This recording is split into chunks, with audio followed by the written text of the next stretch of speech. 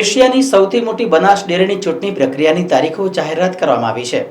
16 સપ્ટેમ્બરથી 22 સપ્ટેમ્બર સુધી ચૂંટણી માટેના ફોર્મ ભરાશે।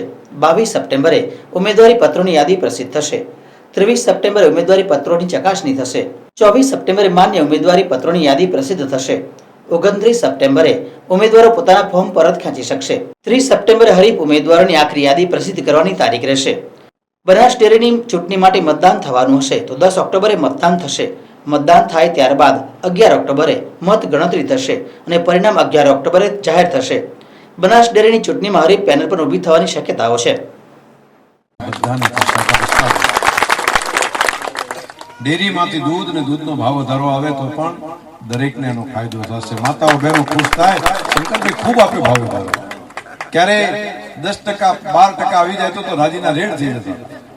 18, 20% ભાવ વધારો ખાતામાં જમા થાય અને એમાં ટપાલ શંકરભાઈની પહોંચે કે એ આટલા રૂપિયા તમારા હકના અધિકારના છે, આ ટપાલ લખું છું, આ કામ મેં કર્યું છે, મારે કામ કરવું છે।